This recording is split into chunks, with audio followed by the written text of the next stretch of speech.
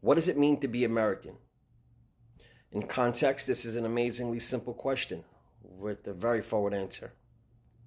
It means that you are an American citizen.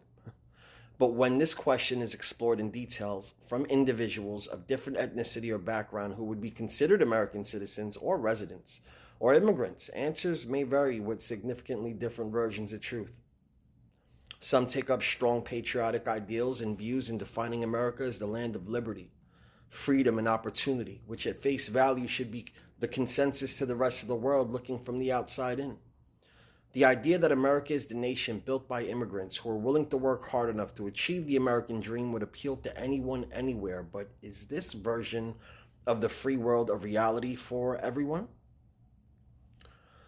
The right to liberty, freedom, and choice, regardless of ethnicity, gender, race, or religion. The idea that you can come from abroad, work hard, and attain financial stability, provide for your family, and become about anything your heart desires is just that, an idea.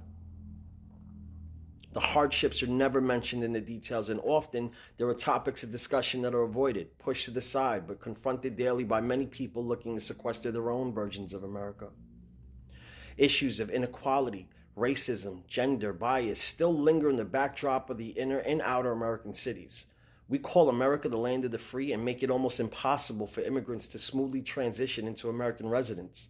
Migrants searching for political asylum in the United States are offered a cot, pillow, blanket, and a cheese sandwich, all the while having a carrot tied to the end of a stick dangled before them called the American dream.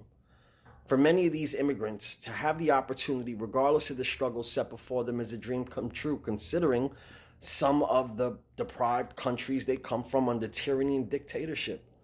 The first president of the United States, George Washington, was quoted in saying, "The bosom of America is open to receive not only the opulent and respectable stranger, but the oppressed and persecuted of all nations and religions." An American humanitarian commitment and obligation to open your door for a stranger in trouble that needs help. Throughout American history, many battles have been fought to secure the idea of equality for every man, regardless of race, color, or creed, and yet racism is still very much present today. Division is well cloaked in American fabric and disguised with terms such as minority and majority, Democrat and Republican, socialist and progressive, wealth and poverty, citizen and immigrant, black and white. After the Great Depression in the 1930s, redlining was introduced to the United States as a discriminatory practice that people still feel the effects of today, a century later. Residing in neighborhoods classified as hazardous to investment and have significant numbers of racial and ethnic minorities with low-income residents meant you were not entitled to your piece of that portion of the American pie. Anita Arvist, an accomplished author and poet, was quoted in stating that between 1934 and 1962, the U.S. government handed out billions of dollars in home loans, but those were not available to anyone black, which would ensure that only whites could get out of poverty and find ways to wealth. In the U.S., that is what caused the development of ghettos. People of color were not able to invest in housing that could then be passed down through generations, forming the sort of wealth that many white people have. All signs clearly point to the origins of a biased system put in place to propel certain groups and disfavor others. Historical discrimination is seen to dictate a speed and pace for anyone chasing the American dream today, especially for minorities and individuals of color. Even with the understanding that legislative efforts can and have been made to address issues of discrimination, there are still hurdles in the race to attain that American dream that are only applied in the lanes of minorities. Statistics show that even in today's age, the stronghold redlining has strangled and affected in terms of education, employment, and housing for most low-income individuals of ethnic background. It's not a fair race and was never constructed to be. But that does not stop us from running with the hope of reaching some grand prize that awaits us at the finish line that we know is the American dream. That varies from individuals to individual. For some, the grand prize is wealth and fame. For others, it may be safety and security. Fabrizio Morera is an Ecuadorian politician and business person. He currently resides in the United States after he fled as a political dissident against the government of Rafael Correa in Ecuador. Mr. Marrero was quoted in stating, "The American dream is that any man or woman, despite of his or her background, can change their circumstances and rise as high as they are willing to work." Truer words had never been spoken. Gender equality and women's empowerment in the United States have had their own battles throughout the course of time in American history. It's hard to imagine that at one point women could not vote. It was not until recently that same-sex marriages were lawful, and even now in certain states, women were being stripped of their right to choose, with the Supreme Court ruling of Roe v. Wade being overturned. Anyone could effortlessly point out some of the biggest issues that place a spotlight on our version of America and all the hypocrisies that come with it. One nation of many, under God of your choice, indivisible for the majority, with liberty and justice for all. Sometimes. So how is that, even with all these different discouraging disparities, that America is still considered the greatest country in the world? The freedom to choose,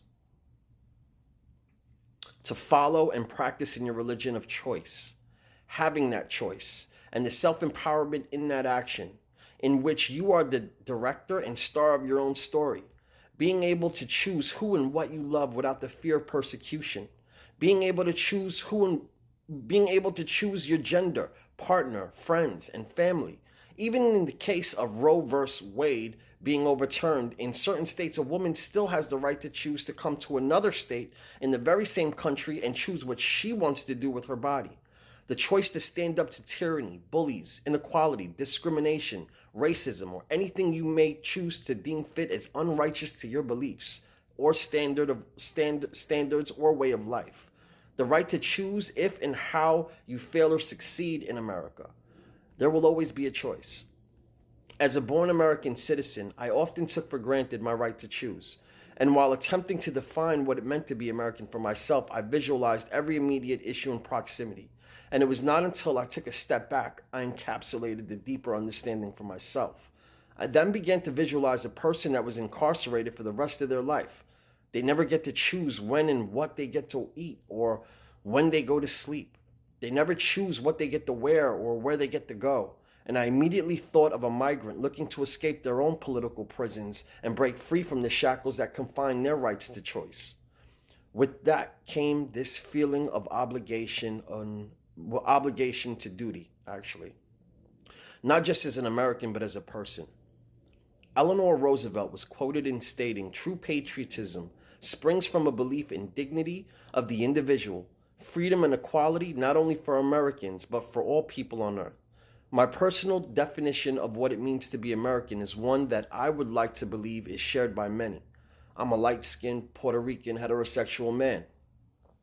I have 2 younger biological brothers, one who is Dominican and heterosexual, and one who is Nigerian and homosexual, both of Puerto Rican descent.